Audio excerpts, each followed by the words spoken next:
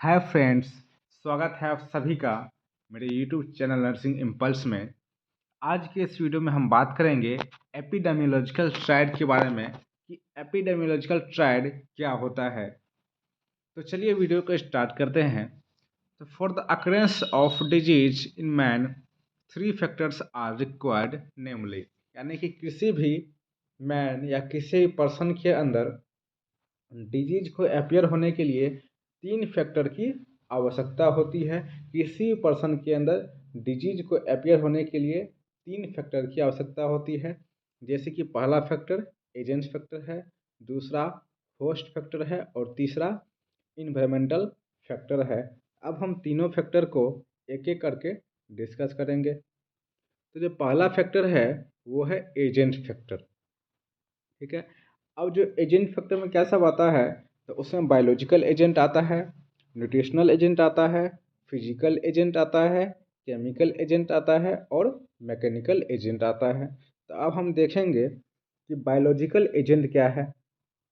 तो biological agent जो है ये लिविंग एजेंट है, जैसे कि वायरस, बैक्टीरिया और फंजा, ये सब क्या है, बायोलॉजिकल एजेंट है। दूसरा है न्यूट्रिशनल एजेंट। न्यूट्रिशनल एजेंट में क्या सब होगा, जैसे कि protein, fat, carbohydrate, vitamins, minerals, ये सब क्या है, न्यूट्रिशनल एजेंट है। अगर इन सभी एजेंट की मात्रा किसी पर्सन या किसी होस्ट के शरीर में कम होगी या फिर इसकी मात्रा एक लिमिट से बढ़ जाएगी, तो दोनों कंडीशन में जो है पर्सन का हेल्थ अफेक्टेड होगा। अगला फैक्टर है फिजिकल एजेंट। अगला क्या है, फिजिकल एजेंट।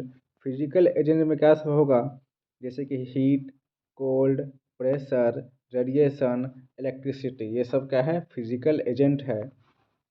आगे है केमिकल एजेंट। केमिकल एजेंट में क्या सब होगा, जैसे कि metals, fumes, dust and gases, ये सब केमिकल एजेंट हो गया। फिर है मैकेनिकल एजेंट।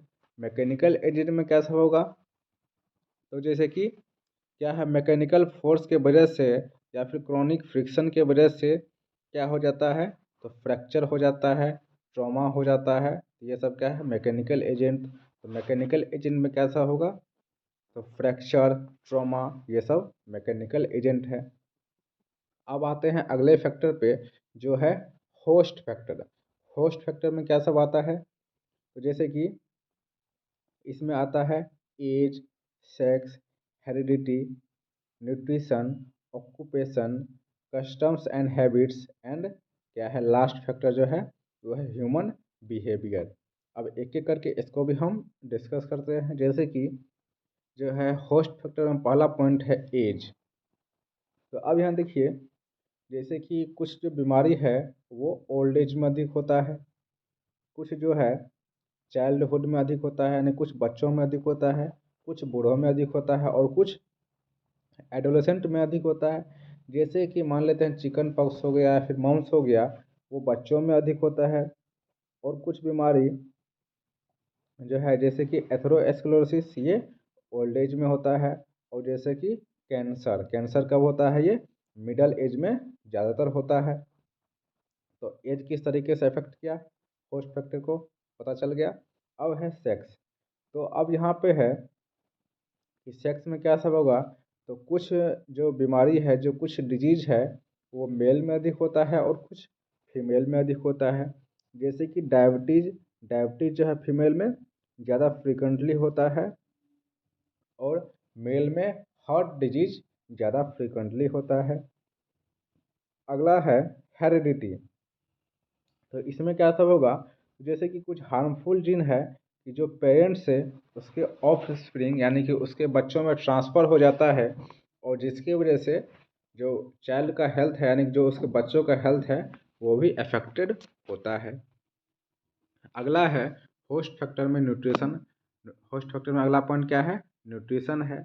अब देखेंगे न्यूट्रिशन, जैसे कि poor nutrition is frequently associated with nutritional deficiency disease. अगर जो है होस्ट में न्यूट्रिशन की कमी होगी, पोषण की कमी होगी, तो वो आसानी से बीमार पड़ सकता है। अब अगला पॉइंट है होस्ट फैक्टर में ऑक्यूपेशन। अब तो देखिए ऑक्यूपेशन में क्या होगा, तो अब जो है जैसे कि कुछ ऑक्यूपेशनल डिजीज है, जैसे कि सिलिकोसिस हो गया, फाइब्रोसिस हो गया। जैसे कि अब जो पर्सन, जो मजदूर सीमेंट इंडस्ट्री या फिर कॉटन इंडस्ट्री में काम करते हैं, तो उनके लंग्स में सिलिकोसिस या फिर फाइब्रोसिस डेवलप होने का चांसेस ज़्यादा रहता है। अगला पॉइंट है होस्ट फैक्टर में क्या है, कस्टम्स एंड हैबिट्स। तो कस्टम एंड हैबिट्स कैसे अफेक्ट करता है, तो अब यहाँ देखिए कि हर एक लोगों का कुछ ना कुछ कस्टम्स होता है, ठीक है, कुछ ना कुछ कस्टम्स होता है, कुछ ना कुछ रीति रिवाज होता है, जिसके वजह से भी उसका हेल्थ अफेक्टेड होता है। अगला पॉइंट है ह्यूमन बिहेवियर। तो ह्यूमन बिहेवियर में क्या सब होगा, जैसे कि फिजिकल एक्सरसाइज। ह्यूमन बिहेवियर जैसे कि फिजिकल एक्सरसाइज हो गया, ठीक है, ड्रग कंजम्पशन हो गया, कोई ड्रग ले रहा है, या फिर अल्कोहल कंजम्पशन हो गया, या फिर पर्सनल हाइजीन हो गया। अगर इन चीज़ों का ध्यान नहीं रखा जाता है तो उसका जो हेल्थ है वो अफेक्टेड रहता है। फिर अगला फैक्टर है इन्वायरमेंटल फैक्टर। इन्वायरमेंटल फैक्टर में क्या सब आएगा, तो physical environment, biological environment and social environment. तो फिजिकल इन्वायरमेंट में क्या सब होगा, तो इंडिया में जो अधिकतर लोग बीमार पड़ते हैं वो पुअर इन्वायरमेंट की वजह से ही बीमार पड़ते हैं। जैसे कि जो वहाँ पे पानी यूज करते हैं वो क्या है, अनसेफ है, यानी कि अनसेफ वाटर। फिजिकल इन्वायरमेंट में क्या सब होगा, तो अनसेफ वाटर हो जाएगा, कंटामिनेटेड सॉइल हो जाएगा, यानी कि दूषित मिट्टी हो जाएगा, पुअर हाउसिंग हो जाएगा, and lack of disposal facility for human excreta.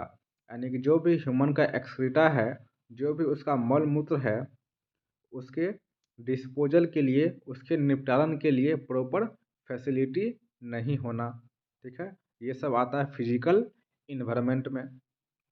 अब जो है इसके बाद है बायोलॉजिकल इन्वायरमेंट। बायोलॉजिकल इन्वायरमेंट में क्या सब होगा, तो जो भी बीमारी का कॉज है, जैसे कि बैक्टीरिया हो गया, वायरस हो गया, फंजाई हो गया, ये सभी कहाँ पाया जाता है, ये सभी बायोलॉजिकल इन्वायरमेंट में पाया जाता है। अब इन्वायरमेंटल फैक्टर में लास्ट पॉइंट है सोशल इन्वायरमेंट। सोशल इन्वायरमेंट में क्या सब होगा, तो जैसे कि कस्टम्स यानी कि रीति रिवाज, जो है उसका हैबिट्स हो जाएगा, सोसाइटी का हैबिट्स हो जाएगा। फिर कल्चर हो जाएगा कि आपके सोसाइटी में कल्चर कैसा है।